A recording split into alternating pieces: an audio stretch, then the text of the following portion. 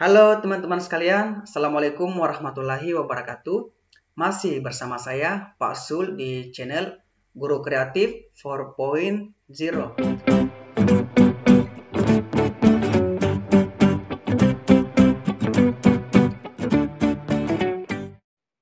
Oke, baik Bapak Ibu sekalian, Bismillahirrahmanirrahim.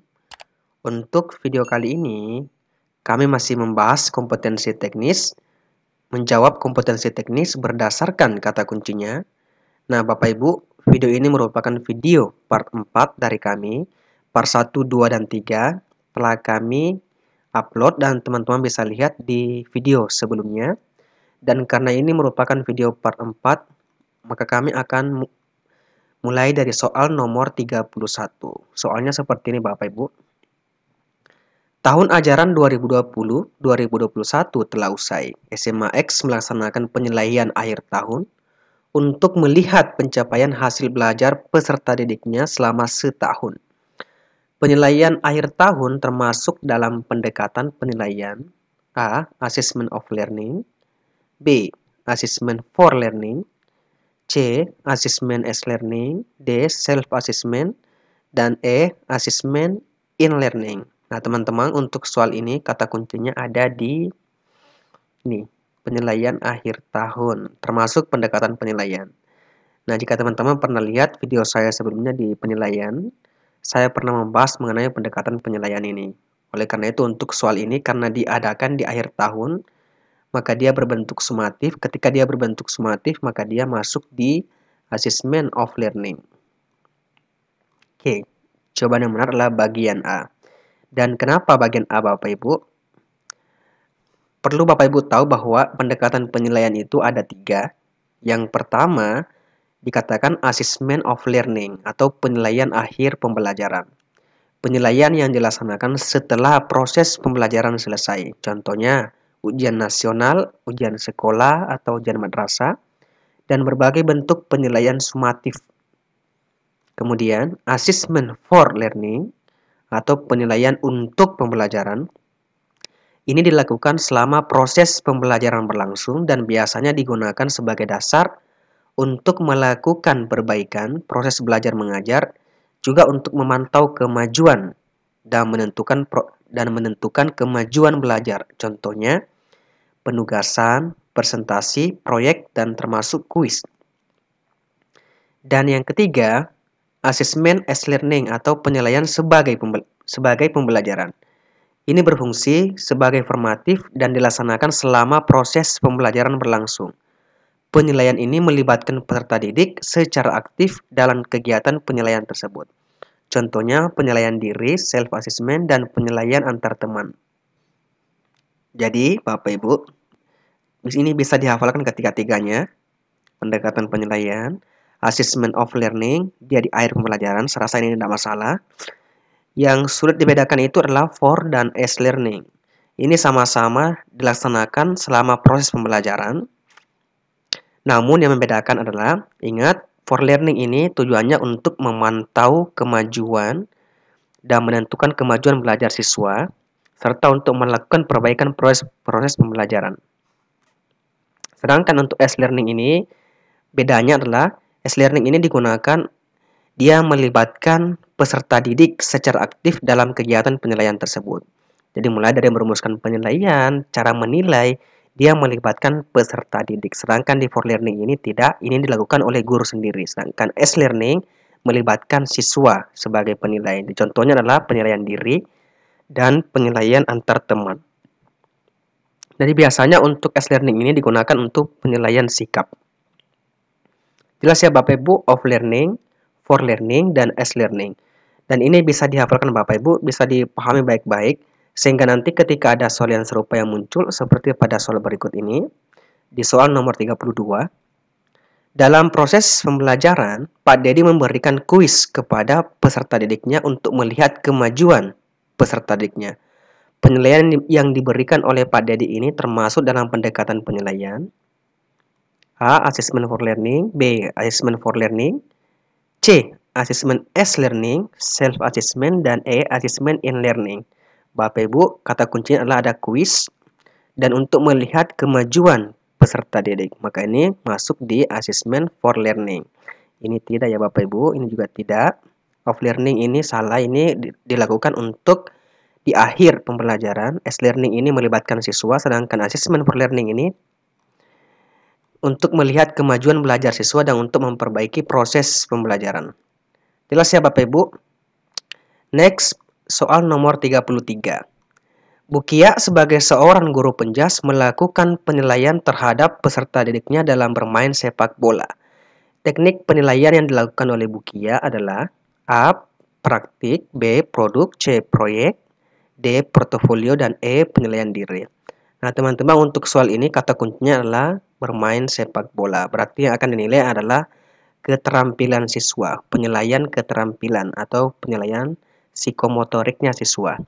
Nah, untuk soal ini teman-teman, teknik penilaian keterampilan yang dilakukan oleh Bukia adalah penilaian praktik. Oke. Kenapa bagian A Bapak Ibu? Oke, perlu saya jelaskan bahwa teknik penilaian keterampilan Bapak Ibu ada beberapa. Yang pertama, ada penilaian praktik. Penilaian praktik artinya keterampilan melakukan suatu aktivitas sesuai dengan tuntutan kompetensi. Jadi contohnya adalah membaca karya sastra, menggunakan peralatan laboratorium sesuai keperluan, memainkan alat musik, bermain bola, ini tadi Bapak Ibu, bermain tenis, berenang, menyanyi, dan menari.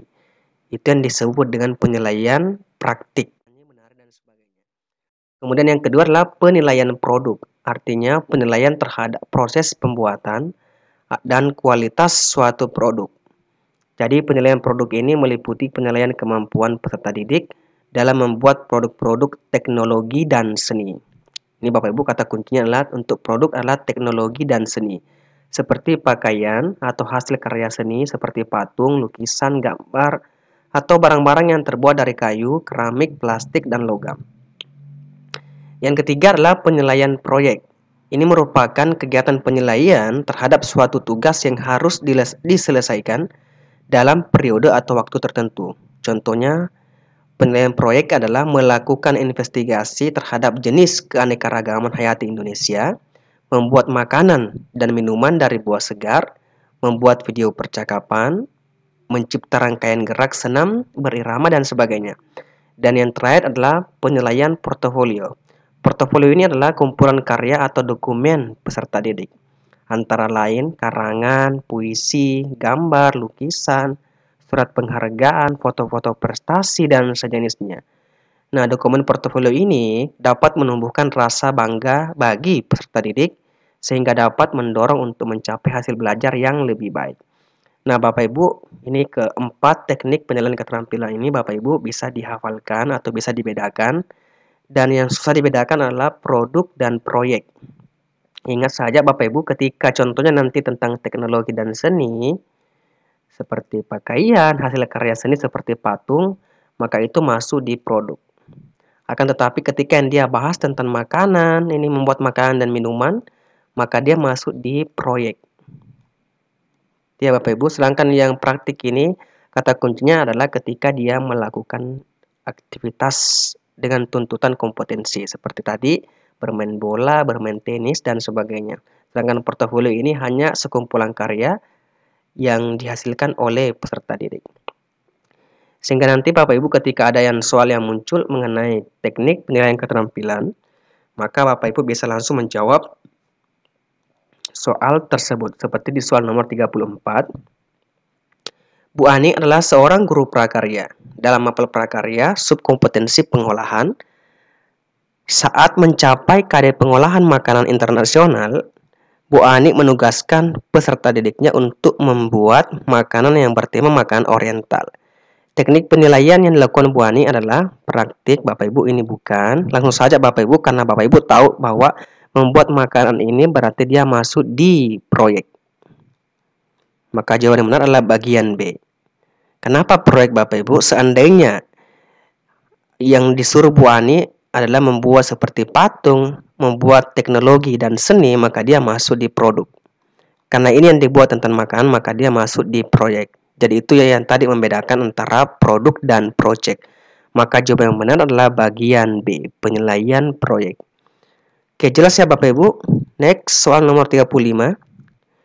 Pak Asep adalah seorang guru seni budaya. Ketika mengajarkan materi tentang seni rupa, Pak Asek meminta peserta didiknya untuk membuat sebuah lukisan yang bertema keindahan alam.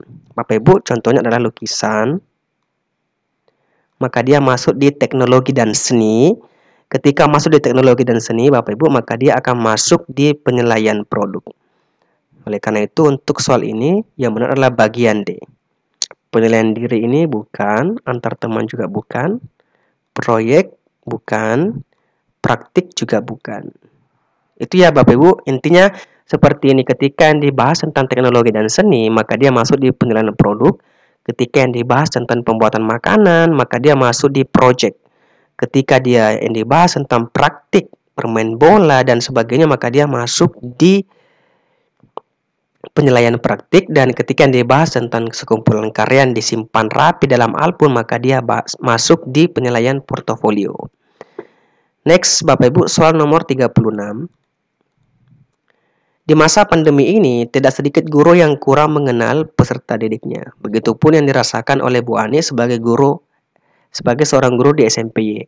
Untuk mengatasi permasalahan tersebut, Bu Ani memikirkan bahwa beliau harus melakukan penilaian yang mampu mengidentifikasi kelebihan dan kekurangan sikap peserta didik, serta mampu mengetahui perkembangan sikap dari peserta didik. Teknik penilaian yang dapat digunakan oleh Bu Ani adalah A. Portofolio, B. Proyek, C. Hasil belajar, D. Antar teman, dan E. Penilaian diri. Nah, teman-teman, di soal ini yang ingin dinilai adalah penilaian sikap. Nah, tujuannya adalah mampu mengidentifikasi kelebihan dan kekurangan sikap peserta didik. Nah, ketika tujuannya mampu mengidentifikasi kelebihan dan kekurangan sikap peserta didik, maka teknik penilaian sikap yang sesuai adalah penilaian diri. Bagian E. Kenapa bagian E, Bapak Ibu? Sini saya jelaskan kembali tentang teknik penilaian sikap. Yang pertama adalah observasi. Observasi adalah penilaian sikap. Dengan teknik observasi dapat dilakukan menggunakan lembar observasi. Lembar observasi ini merupakan instrumen yang dapat digunakan oleh pendidik untuk memudahkan penyusunan laporan hasil pengamatan terhadap perilaku peserta didik yang berkaitan dengan sikap spiritual dan sikap sosial. Kemudian penilaian diri. Ingat, dalam penilaian sikap merupakan teknik penilaian terhadap diri sendiri. Tujuannya adalah dengan mengidentifikasi kelebihan dan kekurangan sikap peserta didik dalam berperilaku. Kemudian yang terakhir adalah penilaian antar teman, merupakan teknik penilaian yang dilakukan oleh seorang peserta didik sebagai seorang penilai terhadap peserta didik yang lain terkait dengan sikap atau perilaku peserta didik yang dinilai. Penilaian ini dapat digunakan untuk menumbuhkan beberapa nilai seperti kejujuran, tenggang rasa, dan saling menghargai. Nah, Bapak Ibu, untuk penilaian diri ini tujuannya adalah dengan mengidentifikasi kelebihan dan kekurangan sikap peserta didik dalam berperilaku. Sedangkan antar teman ini tujuannya adalah untuk menumbuhkan beberapa nilai seperti kejujuran, tenggang rasa, dan sikap saling menghargai. Seperti yang di soal sebelumnya tadi, Bapak Ibu, maka dia masuk di penilaian diri karena untuk mengidentifikasi kelebihan dan kekurangan sikap peserta didik dalam berperilaku. Nah, Bapak Ibu juga perlu hafalkan ini, teknik penilaian sikap, observasi, diri, dan antar teman. Sehingga nanti ketika ada soal yang muncul mengenai penilaian sikap, Bapak Ibu langsung menjawab sesuai dengan kata kuncinya. Seperti pada soal nomor 37 ini, Budaya ingin melakukan penilaian terhadap peserta didiknya, di mana dengan melakukan penilaian tersebut, Budaya berharap dapat menumbuhkan sikap kejujuran, tenggang rasa, dan saling menghargai di antara peserta didiknya. Berdasarkan hal tersebut, teknik penilaian yang dapat dipilih Budaya adalah A. Portofolio, B. Praktik, C. Diri, D. Antar teman, dan E. Proyek. Nah, teman-teman, kata kuncinya adalah di kejujuran, tenggang rasa, dan sikap saling menghargai. Nah, ketika Bapak Ibu tahu kata kuncinya, maka langsung saja jawaban yang benar adalah bagian D. Penilaian antar teman. Oke, bukan praktik, bukan portofolio, bukan diri, dan bukan proyek. Jelas ya Bapak Ibu? Next, soal nomor 38. Berikut ini adalah langkah-langkah dalam perencanaan penilaian. 1. Menetapkan tujuan penilaian, menyusun kisi-kisi, memilih teknik penilaian. 4. Menentukan bentuk penilaian. 5. Menyusun soal. 6. Menyusun pedoman penskoran. Langkah-langkah yang runtut dalam perencanaan penilaian adalah, nah teman-teman, untuk menjawab soal ini teman-teman harus tahu dulu langkah-langkah dalam perencanaan penilaian. Langkah-langkah dalam perencanaan penilaian Bapak Ibu, yang pertama adalah menetapkan tujuan penilaian, kemudian menentukan bentuk penilaian, kemudian memilih teknik penilaian, kemudian menyusun kisi-kisi, kemudian menyusun soal, dan yang terakhir adalah menyusun pedoman penskoran. Menetapkan tujuan, menentukan bentuk, memilih teknik, menyusun kisi-kisi, menyusun soal, dan menyusun pedoman penskoran. Sehingga nanti Bapak Ibu ketika ada soal yang tadi yang muncul kembali di soal nomor 38, langkah-langkah yang runtut dalam perencanaan penilaian Bapak Ibu, yang pertama adalah menetapkan tujuan penilaian. 11111 benar. Setelah itu Bapak Ibu menentukan bentuk penilaian. Berarti 4. 4. A salah, C salah, B salah, antara E dan D. Kemudian setelah itu Bapak Ibu memilih teknik penilaian. Nah, berarti ini yang benar, bagian D. Ini juga salah. 1, 4, 3, 2, 5, 6. 2 itu menyusun kisi-kisi. Setelah itu menyusun soal dan menyusun pedoman penskoran. Maka jawaban yang benar adalah bagian D. Jelas ya Bapak Ibu? Next, di soal nomor 39. Berdasarkan data hasil evaluasi pembelajaran tentang memahami sejarah Orde Baru, ternyata hasilnya tidak maksimal. Dari 28 siswa dinyatakan belum tuntas sejumlah 10 sehingga mengikuti program remedial.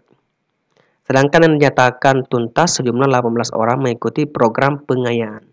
Kegiatan pengayaan untuk 18 siswa dapat dilakukan oleh guru dengan cara A. Mengadakan pendalaman materi terkait dengan KD tersebut. B. Diberikan bahan ajar berupa modul. C. Digabung dengan siswa yang belum tuntas ikut remedial. D. Melanjutkan materi pada KD selanjutnya. Dan E. Memberi tugas mengerjakan lembar kerja siswa. Nah teman-teman, untuk soal ini jawaban yang benar adalah bagian A. Jadi tujuan dilakukan pengayaan adalah mengadakan pendalaman materi terkait dengan KD tersebut. Ini merupakan salah satu bentuk kegiatan pengayaan yang bisa kita lakukan. Nah, Bapak Ibu, perlu juga saya jelaskan di sini bahwa tindak lanjut hasil penilaian itu Bapak Ibu ada 2. Yang pertama adalah remedial. Remedial ini diberikan kepada peserta didik yang belum mencapai KKM. Pembelajaran remedial ini pada dasarnya difokuskan pada KD yang belum tuntas dan dapat diberikan berulang-ulang sampai peserta didik mencapai KKM dengan waktu hingga batas akhir semester. Kemudian yang kedua, pengayaan. Pengayaan ini diberikan kepada peserta didik yang telah mencapai atau melampaui KKM. Pembelajaran pengayaan ini dapat dilakukan melalui belajar kelompok, belajar mandiri, dan pembelajaran berbasis tema. Jelas ya Bapak Ibu? Oke, next Bapak Ibu, yang terakhir adalah soal bonus Bapak Ibu, soal nomor 40. Untuk soal ini teman-teman bisa menuliskan jawabannya di kolom komentar seperti biasanya. Soalnya seperti ini. Jika seorang guru ingin melakukan penilaian portofolio pada proses pembelajaran, maka penilaian portofolio dapat dilaksanakan dengan cara A. Memberikan penilaian menyeluruh terhadap tugas-tugas siswa. B. Mengumpulkan lembaran-lembaran jawaban hasil tes harian dan sumatif tiap siswa. C. Memberikan tugas kepada siswa untuk dikerjakan di rumah. D. Mengumpulkan hasil kerja masing-masing siswa yang telah diberikan masukan baik oleh guru dan rekan siswa dalam suatu album sebagai bukti hasil belajar. Dan E. Mengumpulkan lembaran-lembaran jawaban hasil ulangan tiap siswa untuk melihat kesulitan siswa dalam memahami pokok bahasan tertentu dan kemudian diberikan pengajaran dan tes remedial. Nah, teman-teman silakan tuliskan jawabannya di kolom komentar. Baik, untuk video kali ini Bapak Ibu, saya rasa cukup sekian dari kami. Terima kasih dan mohon maaf jika ada perkataan saya yang kurang berkenan di hati Bapak Ibu sekalian. Terima kasih. Wassalamualaikum warahmatullahi wabarakatuh.